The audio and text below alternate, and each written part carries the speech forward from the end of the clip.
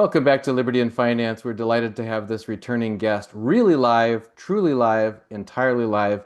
Andy Schectman, the CEO of Miles Franklin Precious Metals, is joining us. Today is Wednesday, May 21st, 2025. Andy, thanks for coming back on Liberty and Finance for a live stream. Good to see you, my man. Thanks for having me. All of our viewers are grateful when you can make it live, and this is one of those times. So, folks, if you don't want to miss your chance to get your questions in front of Andy, make sure you are on YouTube in the live chat. And the only way you can get access to the live chat is if you're a subscriber of Liberty and Finance. That takes one click. You're in. Get into the live chat, post your questions in the chat for Andy, and I'll get those in front of him right away. Andy, we've got quite a few topics we wanted to kick it off with today. Not the least of which is we just had a very ugly auction of the U.S. Treasury bonds, and Japan had a similarly ugly auction of their debt market. Some people have described this as the debt market's blowing up. I don't know if that's overstating it, but certainly things don't look good in terms of appetite for the bonds. Any comments from you on that? Yeah, it was the worst 20-year auction perhaps in history, from the way that I look at it. In fact, I think it is the only the second. Let me put it this way: it may be the first or the second highest yield for a 20-year bond auction in history. There may have been one other. I read about it an hour or two ago, and it talked about it being over 5%. And I could have sworn it said it was the worst in history, if not the second. And you know, you're witnessing, whether it be here or in Japan or in the UK or all around the world, the bond markets are in very big trouble. I think the concept of owning debt from an insolvent country, one that is irresponsible with their fiscal policy, even in the face of Doge asking to raise the debt ceiling once again. This is emblematic of what we just saw just the other day, where the Fed had to come in and quietly, in what they call stealth mode, I guess, where they're not calling it QE, bought 43.6 billion worth of treasuries in 1 week, 20 billion in 3 year, 34.8 billion in 10 year, and 8.8 billion in 30 year. The Fed is coming in because no one wants to buy our treasuries at these levels, and you can see it here on the 20 year. That's probably why the market turned around and threw up the way that it did. And you can look at the Japanese market, same thing. I think there is a certain segment of the Japanese population. Forget about the unwinding of the Japanese carry trade. I mean, that's very detrimental in and of itself. We saw what happened a month or so ago when rates in Japan first started to move, and everything calmed down, but here they are moving up again. And I think one of the reasons you're seeing gold catch a bid is partially because I think there are a lot of traders in Japan who figure the BOJ is going to have to turn around and go back to yield curve control, which should be very, very bullish for gold. But what you see happening here is an interesting phenomena. The Fed is trapped between inflation and keeping rates down. I don't know how they'll do both, but you can see the market perhaps is even stronger than the Federal Reserve. And what's really interesting about all of this is that gold is moving up in the face of rising interest rates. Now, we're always told that rates go higher, gold goes lower, the inverse correlation between the two. But when you factor in what or who's issuing the debt, I was listening to a Bill Fleckenstein interview, and he said, on Wall Street, we used to call that a who to problem. Who do we sell it to? And I think that's the issue, is that, we're finding a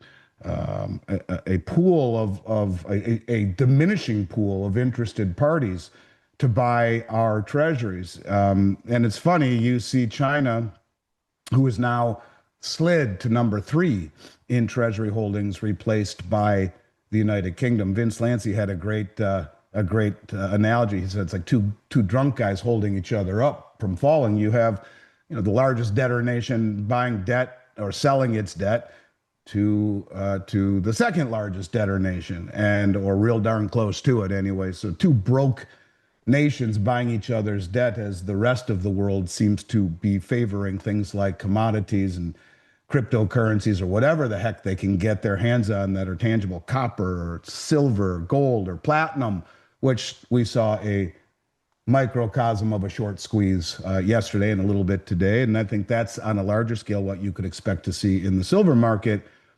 But yeah, it's an interesting time right now, and certainly I think it focuses squarely on the bond market. That's where really the trouble lies, and the question being, you raise the debt ceiling, you go around the world imposing tariffs that, in many respects, are actually sanctions masquerading as tariffs. You continue to spend irresponsibly, and the world at some point says, we just don't want to purchase your debt anymore. And maybe that's kind of part and parcel what Zoltan Pozar was talking about, this move to Bretton Woods 3, a system that will move away from promises from an opaque debt system. And if you think about the concept of buying someone else's debt, another country's debt, and calling it an asset, it doesn't have a huge history compared to things like, tangible assets. And he said that's where we're going, a system that will be transparent, like blockchain, and one that will be backed by commodities. And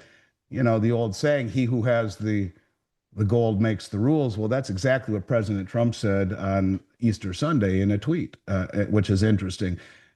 With the amount of gold coming into the COMEX, the largest deliveries in the history of the COMEX in the May contract, over 16,000 contracts. That's $5.3 billion worth of gold delivered in the May. That's over a 700% increase year over year from this time last year. But this is every single month we're seeing it, and it's not stopping. And I think you're seeing a lot of players that are choosing physical gold in your possession, which is outperforming the bond market as an alternative to it. And it's not just here in the United States; it's everywhere, and even in places like Japan. So yeah, this is just beginning. We'll see how it all plays out. We've all lived under this belief that these types of issues will always be resolved and papered over, and they always have been, I guess, maybe until they're not. But right now, these are certainly interesting times. Well, in addition to that, I don't tell me if you touch on this, was the downgrade of the U.S. debt, because that factors into appetite for the debt as well. Yeah, and it's funny they talk about, and I don't know why they decided to do it now, right when you have an administration actually addressing the irresponsibility and the corruption in basically the evisceration of our currency through ridiculously irresponsible programs that the government has spent our money on. Now they want to do it, not before this. I don't, I think Moody's is kind of nonsense, to be honest with you. But they talk about a warning of a debt to GDP hitting 134 by 2035. But the truth of it is, if we add in the unfunded liabilities, we're well north of 200. And, they say an interest burden will consume 30% of the revenue by 2035. Up from 9% in 2021. Well, the Congressional Budget Office also said by 2031, every penny of tax revenue will go just to pay the interest on the debt and these mandatory off-balance sheet entitlements, Social Security and Medicare as an example. So anything that's discretionary, like military, which is $1 trillion bill this year, will be borrowed. And at what point do we realize that the world has lost appetite for the treasury? So who's going to buy it? It's that who to problem again. Who are you going to sell it to? And when you see the Fed come in and not even admit the fact that it is quantitative easing, that they are buying treasuries, and they do that, they're trying to plug a hole in the dike to keep the bond market together and to keep this from accelerating. But this is a real problem. At some point, the irresponsibility catches up with you. At some point, the way that we behave on the international stage, the tariffs, the threats, the sanctions, the spending, the borrowing, the raising of the debt ceiling, on and on and on. At some point, I think the attractiveness of our debt looks silly. And anyone who would hold duration of any length greater than 6 months or less, I think is a fool in this market right now, and the bond market is proving that to be true. And again, it's really interesting that as rates are going up, so too is gold. Gibson's paradox speaks to the inverse relationship between real rates and the price of gold. And as rates continue to rise, even if we have to suspend the fact that we know that the CPI is a bunch of crap, but let's just take it at face value. That's what the market uses. Well, as the rates right now are certainly over the CPI, that is a return, a real return. One would expect that gold, which does not pay a real return, should be retreating. And one of the hallmarks of this market that is vastly different, done again, than anything I've seen in 35 years is, you know, it's kind of like a fight in high school where, you hit the kid, he never gets back up. You're watching two kids fight. One hits him, he never gets back up. But this time the kid keeps getting back up. He gets hit and he gets back up. He gets hit and he gets back up. And I've never seen that before. Maybe that's a bad analogy. But the point of it is that it never did this. It would get hit and it would be down for years and sometimes even longer than that. And you look at 2011 when it hit $1,900 and it was down for a long, long time, 8 years or so, 7, 8 years before it finally came back. And but this time seems to be different. It goes down 100 or $200 and comes right back up. And the demand in Asia is overwhelming. And you can see it. It's almost as if the Chinese now are controlling the price of gold. I don't think they are with silver yet, but there was a very interesting tweet by Eric Young. I don't know if you've had him on your show. You should if you haven't. He's the King Kong on Twitter. He's phenomenal. He lives in Hong Kong, I believe. I've had him on mine. He has a very, very interesting take on things. And today he basically said China's involved in all of this too, suppressing the silver price because they're trying to accumulate every ounce on the planet. Think of them going around buying the doré and the concentrate, as we've talked about.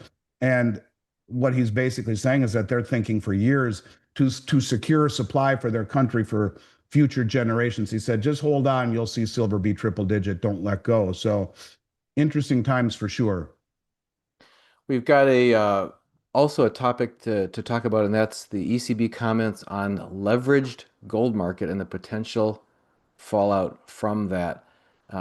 That's something that a lot of people are concerned about. What do we know? That is one of the craziest things that I've read in a long time. I'll read it to you.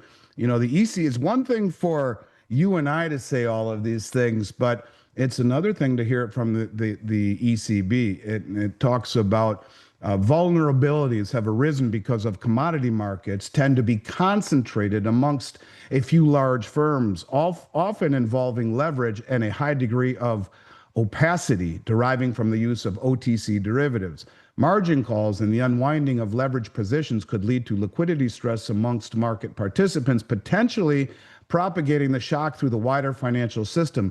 Additionally, disruptions in the physical gold market could increase the risk of a squeeze.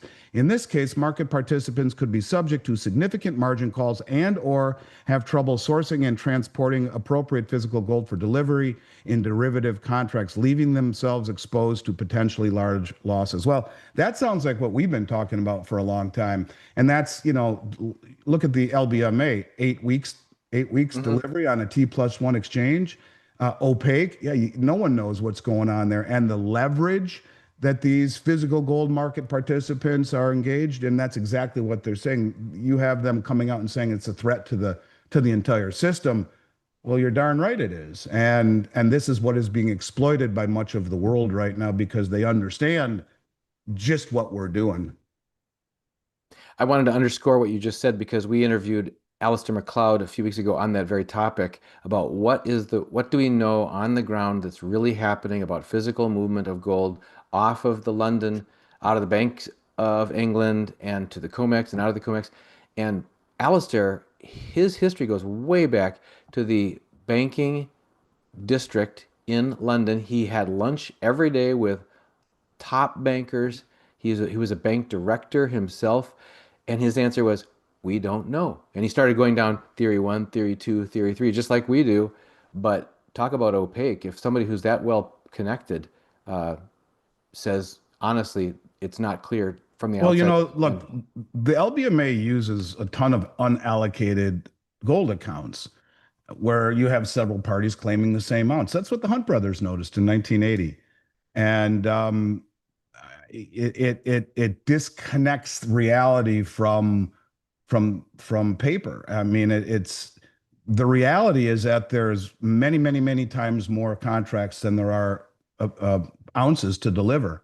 And I think this has been exposed. I often cite what the folks said with the Bricks Grain Exchange. We produce and consume more grain than the West does, but with the development of the but the price is controlled on COMEX. We can't control it. But with the development of the grain exchange, this will change. I think they understand it. The world understands it. You got to bear with me. It's so loud over here. I know you can't hear it, but I can't even concentrate. I'm just going to shut my doors real quick. Hang on Go one second. ahead. Go ahead. No, we really can't hear. But meanwhile, while you're gone, I'm going to take one of the questions right off the list. Um, William Collins asked, if the gold silver ratio drops below 30, will your company do swaps from silver to gold? And the answer, William, is that Miles Franklin always stands ready to provide you with a market, whether you're buying, selling, or swapping. No problem. Andy might want to elaborate on how we hedge to make sure that we remain market neutral, and therefore we are able to make that statement in regardless of the gold silver ratio. Miles Franklin has and will stand ready to provide you with a market for your metals, and whether you're buying, selling, or swapping. 100%, we sure will. And we do hedge so that we can handle whatever the price is, those kinds of transactions.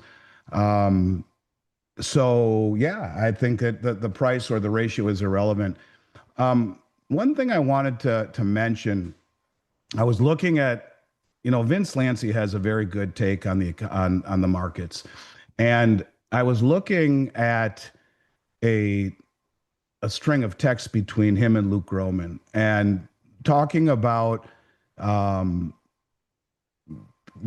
Vince is basically saying that we were that close to a major international regulatory crisis and it was averted. And he says, now it makes sense. I want to read something to you and give all the credit to Vince and to Luke, but I think people should hear this because it's really kind of crazy if it's true. He says the COMEX delivery that was shut down, the extended shell games of metal going on for months, the seeming liquidation only behavior, meaning they basically got together and said, no buying, fellas, no buying, only selling. And I don't know if that's true or not, but he says the seeming liquidation only behavior, bullion banks covered shorts and funds sold. Normally, funds would not let the banks off the hook. This market became liquidation only. It was so bad. Have been involved on both sides of the table with those. It's a lockdown, circle the wagons type panic. We came close to a serious problem. It was near a meltdown in the gold market. Physical gold wasn't available to meet delivery promises, so major players scrambled behind the scenes. Bullion banks were in trouble. Big funds bailed by selling, letting the banks off the hook. The market got so shaky, they made it liquidation only. You could sell but not buy. It was full panic mode, but they managed to patch it up before it blew up publicly. It shows the system isn't as solid as it looks. If people can't count on getting real gold when they want it, trust in the market could break down. Going forward, more investors might avoid paper market and demand the real thing, blah, blah, blah. Now, Luke Gromen says, now imagine what happens if it was the U.S. government bringing the gold back, and the response to all of the above, talking about the banks, from the U.S. government is F you. Send us more gold this month and next month too, and more behind for July, August, and September. Vince then says, it was, Luke, it was. No ifs, ands, or buts. You know it. Bullion banks to cover the Treasury, calling it back, or the Department of Treasury itself. It most certainly was. So here you have two of the smartest guys on the planet, more or less saying that we're this close to watching the whole COMEX blow up because of all of the delivery requests. Well, who's standing for delivery? Over 16,000 contracts so far in May. He's saying it's the government. And the government says, I don't care how stupid you are that you're short. Give me the gold. And he says it was just narrowly averted. At the same time, we see China, their gold imports into the country were 127.5 metric tons for the month, an 11-month high. The world is continuing to ask for delivery. This is where everything breaks. This is how everything breaks. And if you go back to 2020 and I started talking to you about the deliveries off of COMEX, it started then and it's accelerating now. And since 2020, it's been a common theme. Prior to 2020, it was a never theme. No one stood for delivery. And when you see the LBMA go from T+1 to T+8 weeks, when you see a guy like Luke and Vince say this was a disaster averted on COMEX and it's the US government standing for delivery, things are starting to come into focus. And the rest of the world understands this. And that's why you see them at the same time standing for delivery. Things are getting really, really, really, really interesting as far as I'm concerned in the gold market. The resilience, and I think silver's not far behind. You look at the technicals, they're identical, with the exception of gold has broken up through the handle. Silver is right there at the technical resistance level. But look, what is different to me is that you have willing buyers throughout the world standing right underneath the 200-day moving average. And if they are foolish enough to use their bullets to suppress it, you have people standing there, countries, sovereign wealth funds, central banks saying, okay, we'll buy it and we'll stand for delivery. And you're seeing this. This is a wake-up call to the participants of the gold market and to those that are silly enough to be naked short. The other thing that we've got here in the question and answer about this topic on the Treasury market that you brought up earlier, Stumphead says, "Don't worry, the Fed will jump in and buy up the Treasury bonds and bring the rate back down." I know there's a tongue in cheek there because what you're talking about is loss of confidence by the world in the U.S. Treasury, evidenced by everything you've been talking to us about BRICS for years, etc., the downgrade, on and on. And how does the Treasury, the Fed jumping in and buying up the bonds and just to mop up the mess, affect the confidence that anybody else, any other Well, it potential buyers are willing to pay? exacerbates it. If there's not demand at these levels and the Fed has to come in to prop it up, to keep rates from blowing up. But if there isn't demand and you see auctions that haven't failed but have very lackluster demand, and who knows how much the Fed or shadow entities that represent the Fed in the Cayman Islands or whatever are bidding this stuff up, it will just become obvious at some point that that's the debt spiral, rising rates, and more money printing to buy the bonds to keep it down, and it just goes on and on and on and on. We're right there. So that's the point. That's why we're trapped. At some point, there's always a buyer for the debt at some rate, but there doesn't seem to be much appetite at these levels. So you're beginning to see rates start to move into levels that in months past have started to rattle the system, the banking system in particular. But if they do jump in, they've lost all credibility. And Trump wants the rates lower. But remember, our dollar's lost 9% already. So how do you run a world reserve currency with all of this debt, with rates that are not commensurate with the falling of the dollar and the debt accumulation? No one wants to buy it, let alone the way that we behave with these countries, threatening them with sanctions and tariffs. They're finding alternatives. They truly are finding alternatives, and it's becoming very obvious to me. So yes, that is the playbook, come in and rescue the day. But if they do that, where's the credibility and where is the demand for treasuries when you look at a country that is resolved to never normalizing their balance sheet? And that's why people are saying that Japan's going to do the same thing right now. After all of these years of suppressing rates, the Japanese government owns 52% of the bond market. Well, where's their credibility as rates go higher in an attempt to normalize their balance sheet and sell those treasuries into the market? They too have the who to problem. Who do they sell them to? Who wants them? Everyone else is gone. And we're beginning to witness a similar pattern here where the big buyers of our treasuries are moving in the other direction. And you take away the carry trade, rocket fuel, where people can borrow money in low priced yen and then convert to dollars and buy Nvidia or Bitcoin or Apple or treasuries at that spread. Now that's disappearing very quickly. The unwinding of the carry trade can be just as viciously bearish as the ability to use the carry trade. So yeah, these are dangerous times for certain. And I think it all is going to be centered around the debt markets, which are far bigger than anything else, far bigger than the Federal Reserve has the ability to contain. And we can see that by them coming in and buying the 3, the 30, or the 3, the 10, and the 30, and the rates are still climbing even with that participation by the Fed. We have a question here outside of the monetary realm, but more in the precious metals supply chain, global supply chain. Robert Hutchinson asks, Andy, is there any truth to the rumor that the refineries are flush with recycled silver or worn out silver? If so, does it affect what they are paying?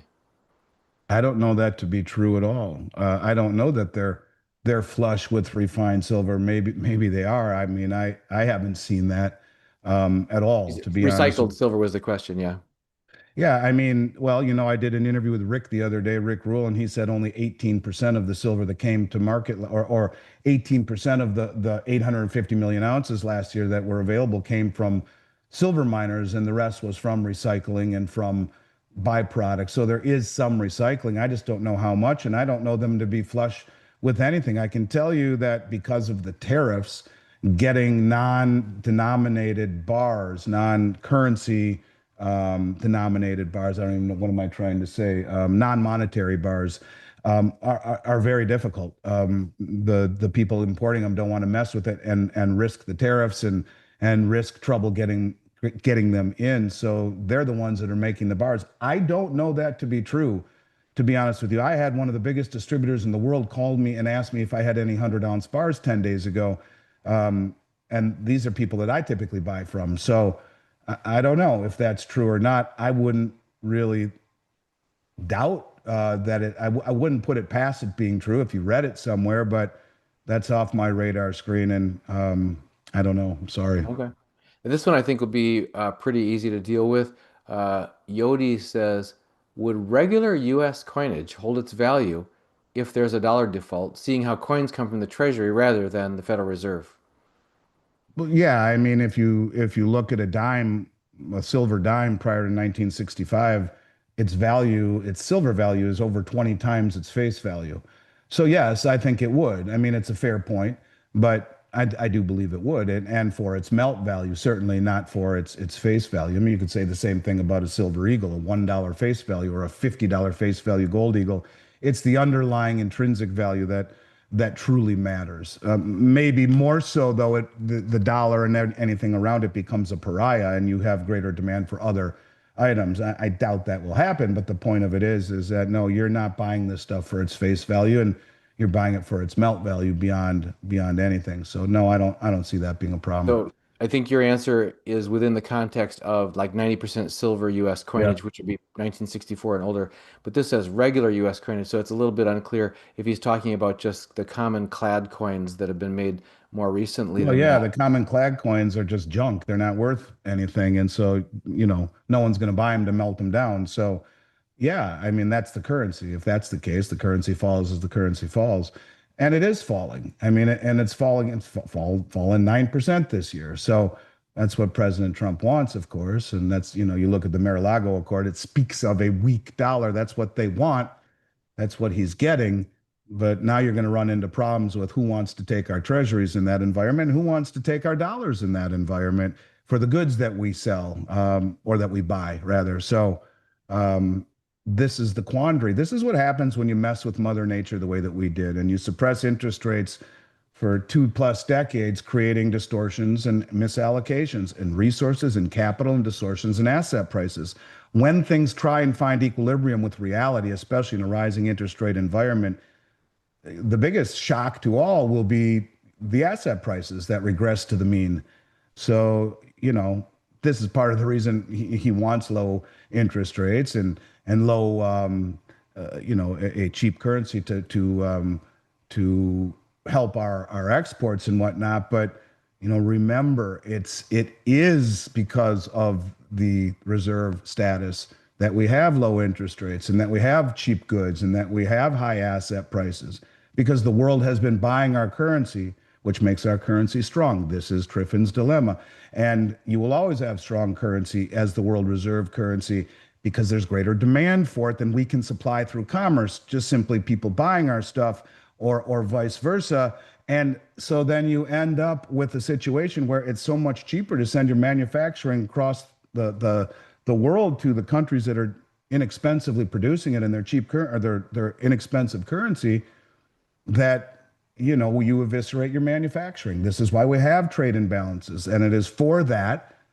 And is it unfair? I don't know. Is it? Is it unfair that there are tariffs by these other countries when we get the benefit of being the world reserve currency, which has enabled us to live high on the hog and have low interest rates and high asset prices and cheap goods? Well, you reverse that, and I agree. We need to bring this stuff home. There's no easy way to do it. We have to, but it'll be a process whereby if it reverses, now you have high interest rates and goods that are more expensive, shelves that are half full, Wall Street that is seeing falling prices, companies that are making layoffs.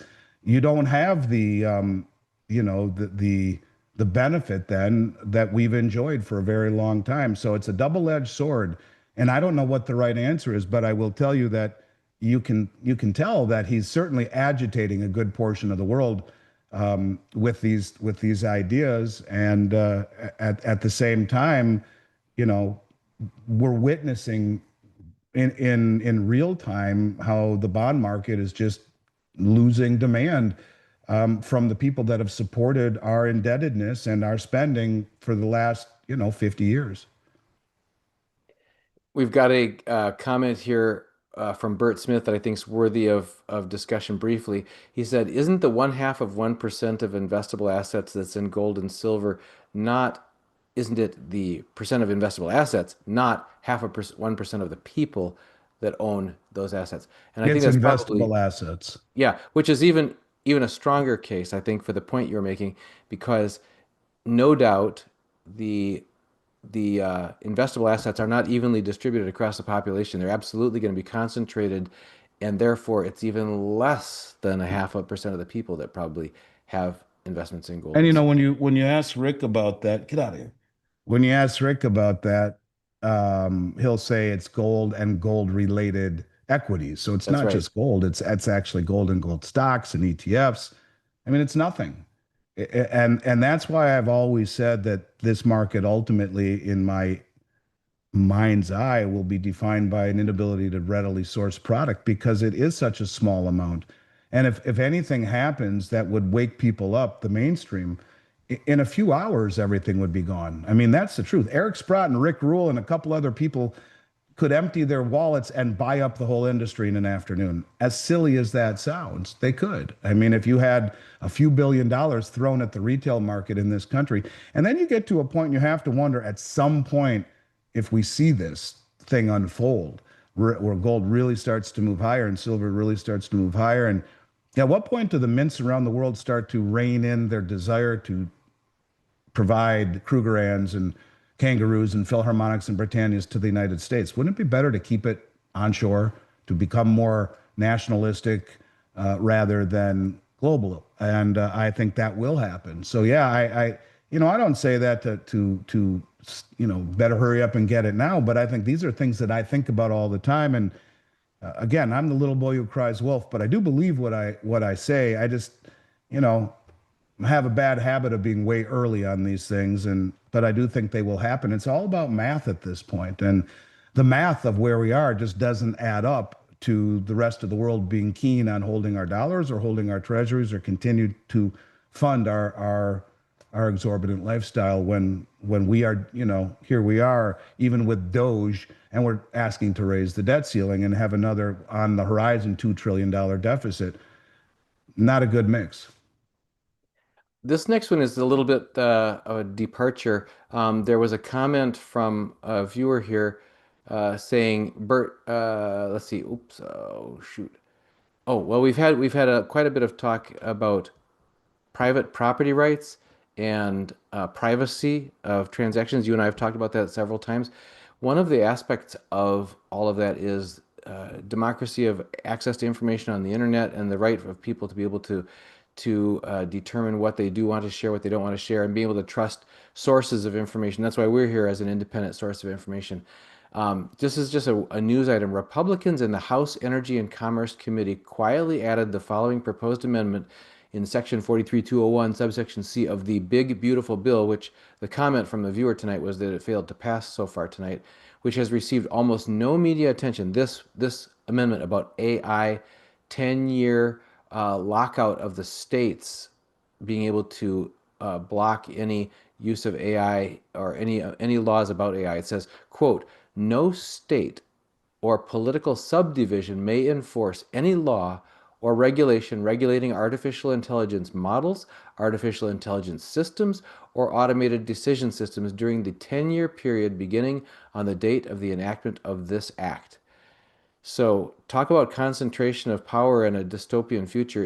If there's any chance that the elite of the elite, whether it's the Bill Gateses of the world or whoever, are going to have free reign, or Elon Musk or whoever, to put together Starlink or whatever it is going to be that's going to provide us with the only information access we can have.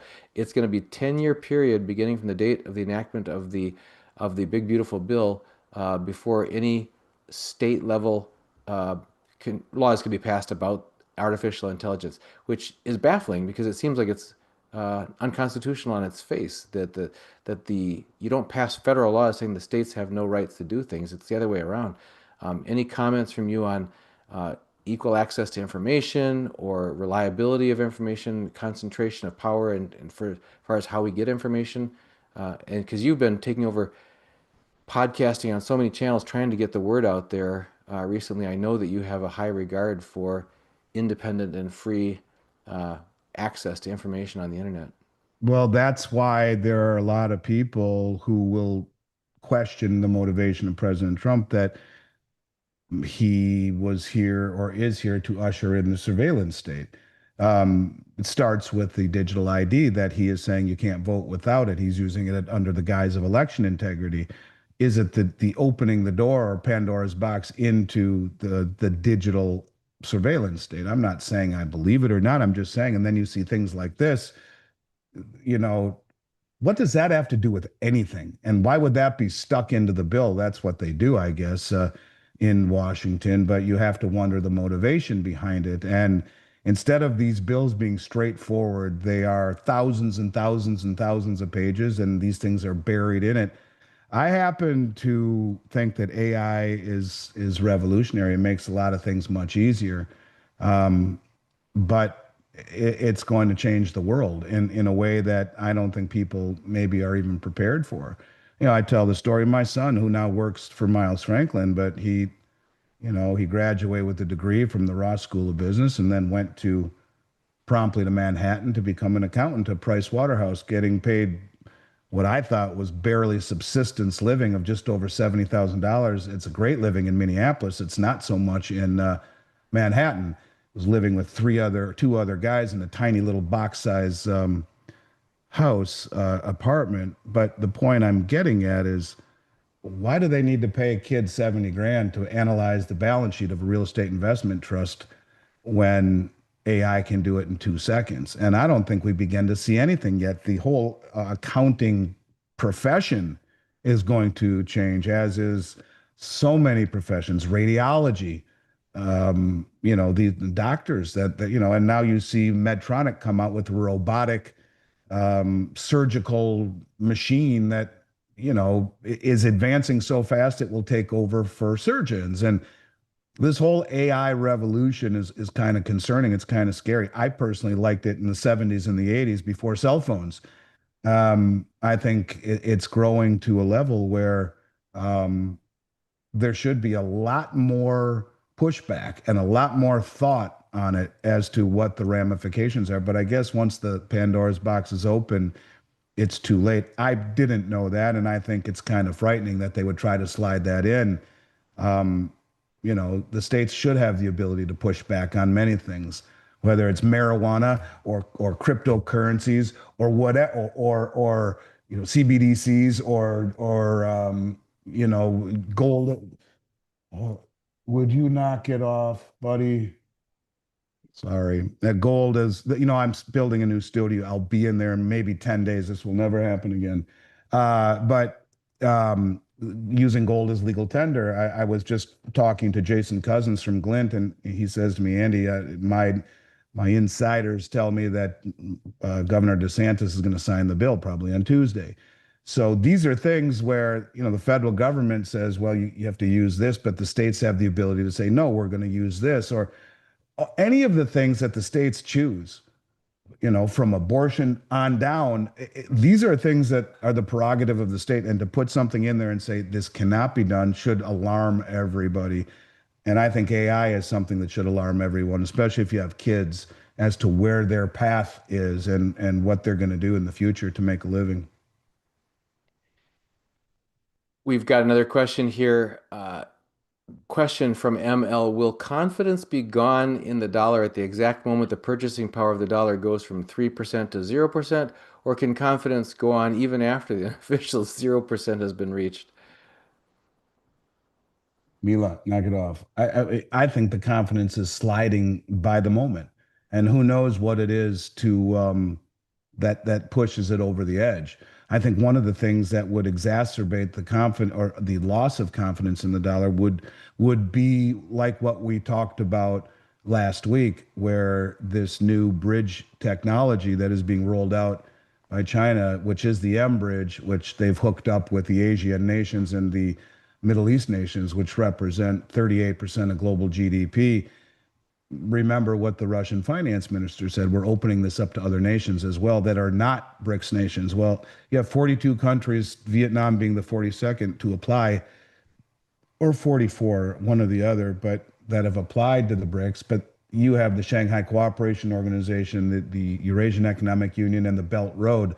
Put all those countries together that are aligned with the BRICS that intend to use local currencies over the central bank bridge, this bridge technology, and settle imbalances in gold.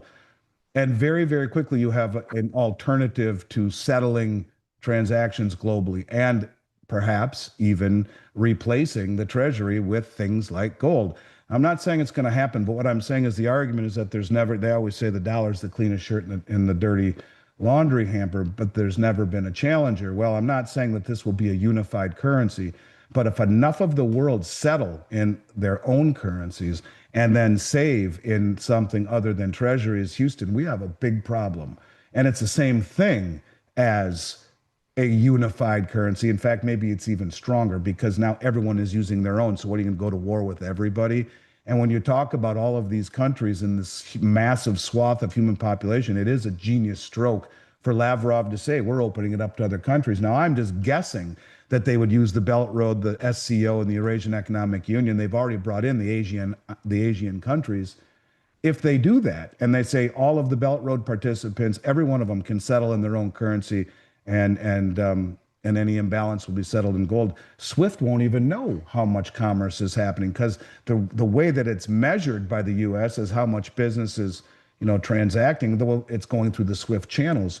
This stuff settles in 7 seconds instead of the 3 to 5 days going through SWIFT intermediary banks outside of SWIFT purview. It's not compatible with the dollar. So I think when you see something like that happen, and who knows if and when it does, I mean, you hear it's the primary objective of the July meeting in BRICS is to find a common settlement uh, program. And when Lavrov comes out and says we're opening up to non-BRICS nations, I mean, that could accelerate this whole de-dollarization thing really promptly. So I don't know if there's a number, but I think you're witnessing it where the Fed has to come in right now to buy the treasuries, and the dollar continues to fall. You're witnessing it in real time.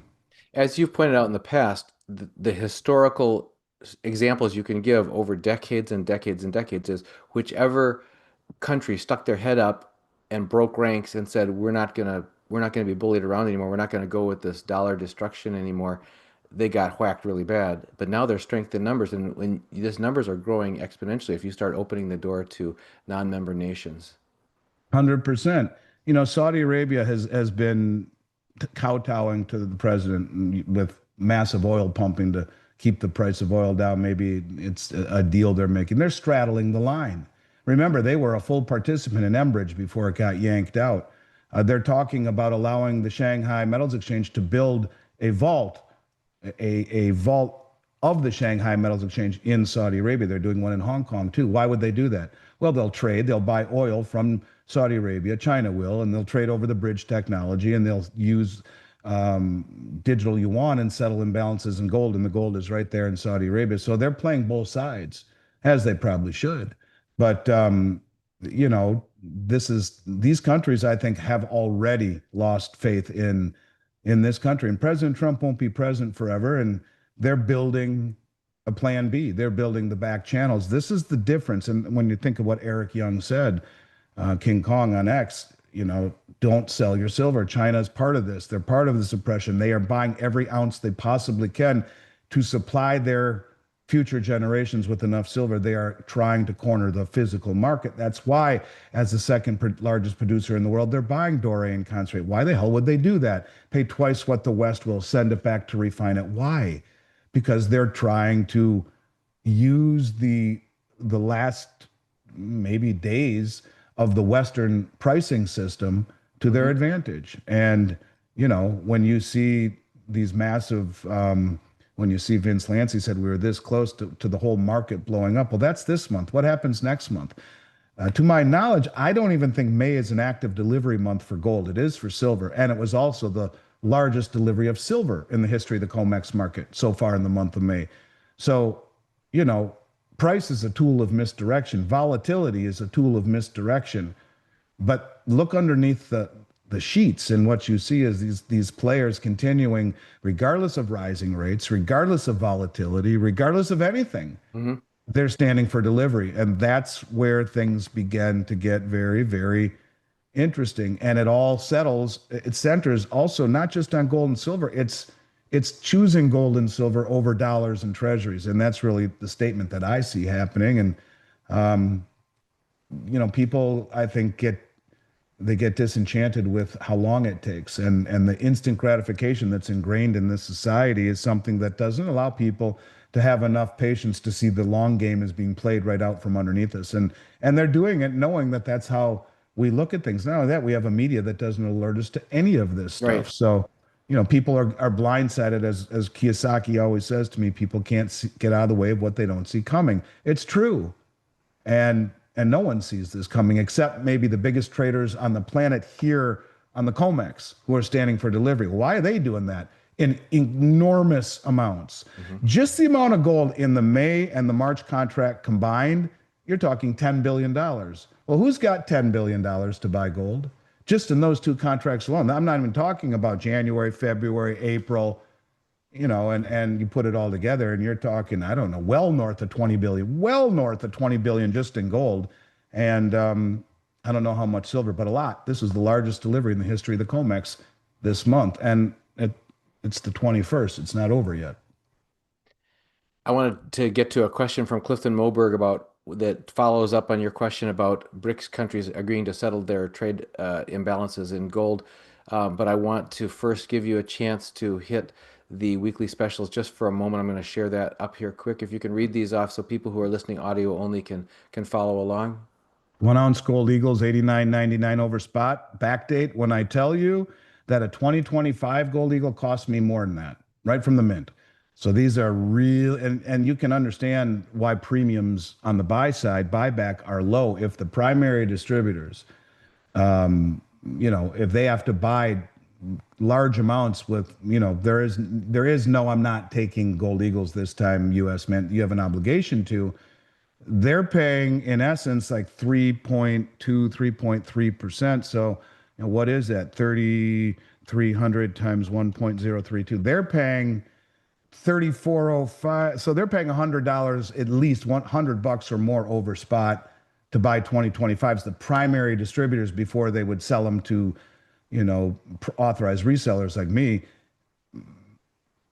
And we're selling these for $89.99 over spot. It's as good of a deal on gold Eagles as you will ever find right now. And it's my favorite coin to own if I'm not buying pre-33 stuff. The American Eagle and the American Buffalo, to me, are the ways to accumulate gold bullion, period. I want to add one more observation there, because I talked to some longtime stackers and they go, "Oh no, I accumulated back when I could get them for $50 over spot or less." And I said, "Well, how long ago was that?"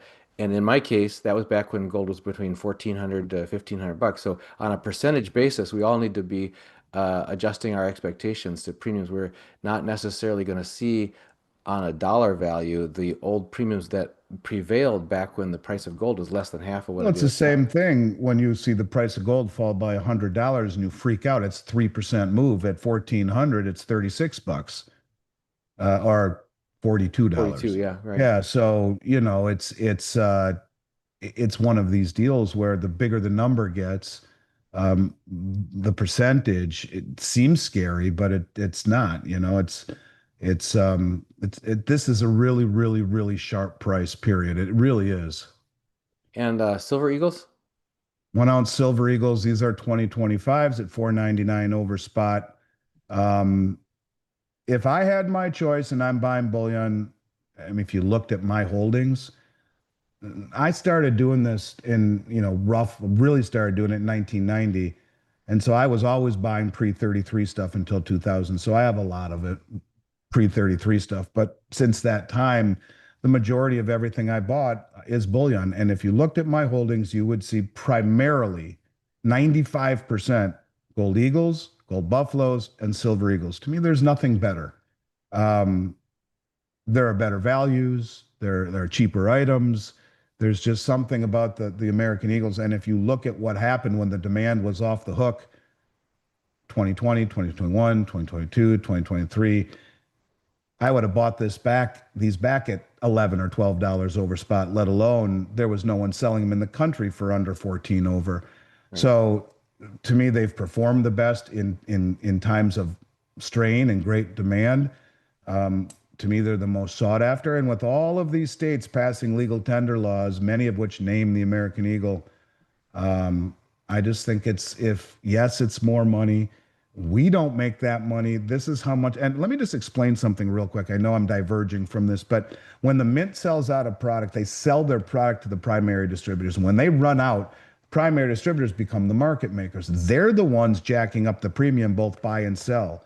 I can't buy from the mint when the mint has sold out a product, even if I could, as an authorized reseller, buy in massive quantities. I buy from the primary distributors at a tiny, tiny bit more, a tenth of a couple basis points more, maybe 5 or 10 basis points, or 0.5% or 1%, depending, more than they get it from the mint. Sometimes a little more, depends. But the point of it is that they're the ones setting the premiums, both buy and sell. And it's interesting. The silver eagles have never come back down the way that a lot of the other coins have. They have come down, but at this price right here, it's roughly almost about $1.70 higher than it was my whole career if you take everything else out. So there's elevated demand for them now.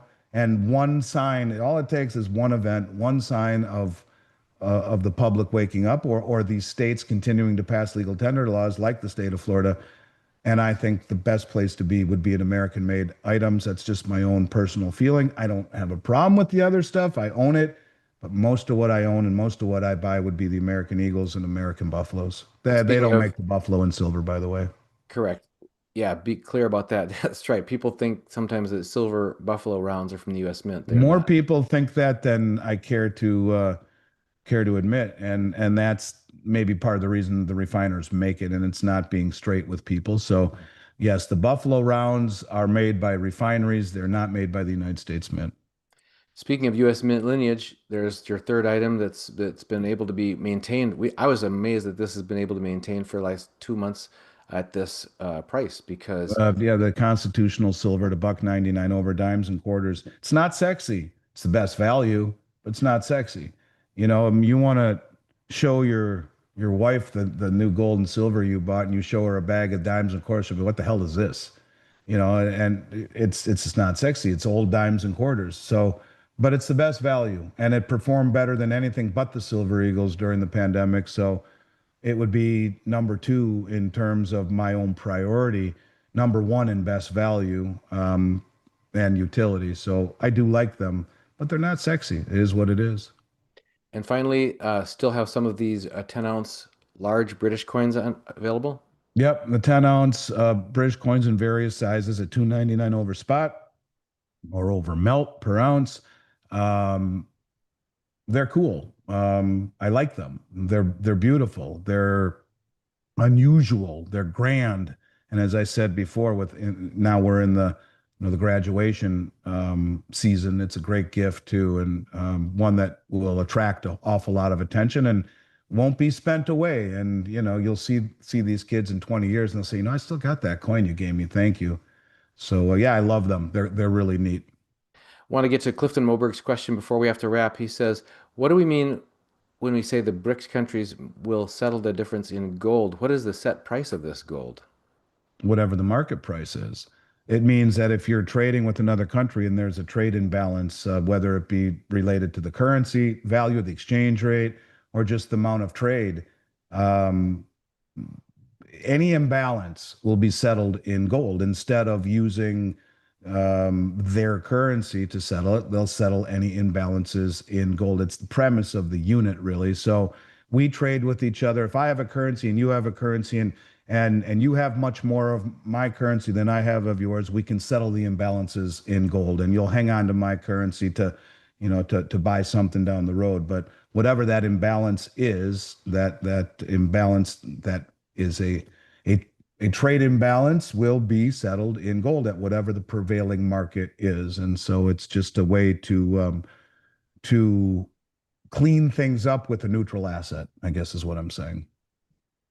I'm trying to find this comment before we have to wrap. It was so cute. Someone was talking about how you've talked about uh, coin being the Cadillac, and they said, yeah, but they think the Mexican Libertads are the Mercedes because of their beauty.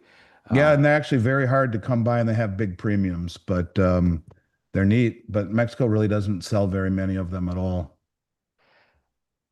we've got questions we're not going to have time to get to. I'm sorry. I don't know if you can just, in a nutshell, if you can hit this one. I think it's so important. ML says, Andy, you stated in a recent interview that the Belt Road Initiative is what caused you to begin focusing on the BRICS. Can you explain the Belt Road Initiative in a little more detail? And I would ask you in a very little more detail. Well, I have a hard time with that, Dunnigan. The largest, most ambitious infrastructure project in human history, connecting Asia, Africa, South America, parts of Europe with bridges, roads, maritime channels.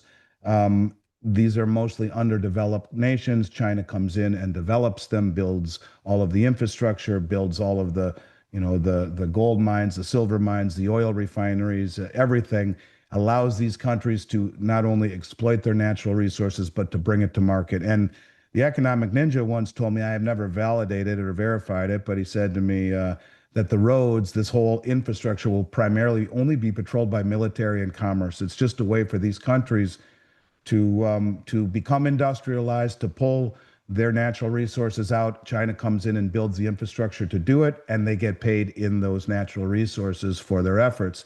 So we have all of these countries aligned with China, even though they're not in the BRICS.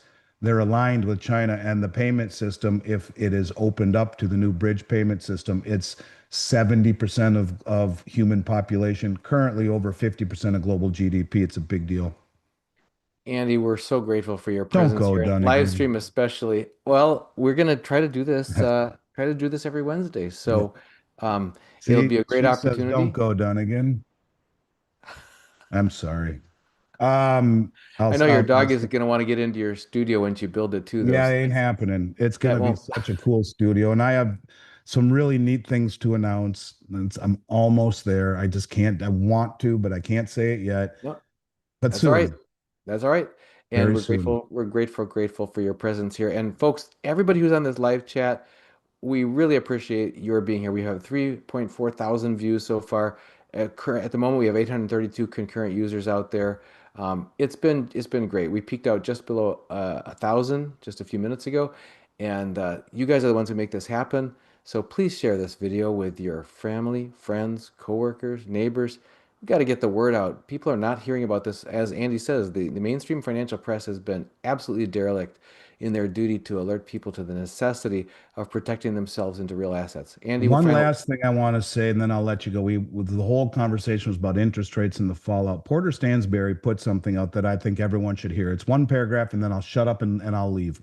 Bank of America is sitting on 700 billion in bonds bought at a 1% yield in 2020. Those bonds are down 40%, hiding 100 billion in losses. Meanwhile, Treasury needs to finance 9 trillion and issue 2.5 trillion in new debt this year. Foreign buyers like China are dumping treasuries for gold. Are we staring at a failed auction or a Fed QE that'll spike inflation? Both of these things almost happened here. When yields hit 7 to 10%, Bank of America's equity won't survive. A run on the bank, ATM's down. It's not if, but when. Now, that's Porter Stansberry, who has a history of calling big market moves. Think about that for a moment. Bank of America is sitting on 100 billion in losses and rates keep going higher. Every tick higher is another big loss on their portfolio. So, we're not out of the woods yet by any stretch of the imagination. So, keep all of this in mind as we decide where to put our money. Dunnigan, I will let you go.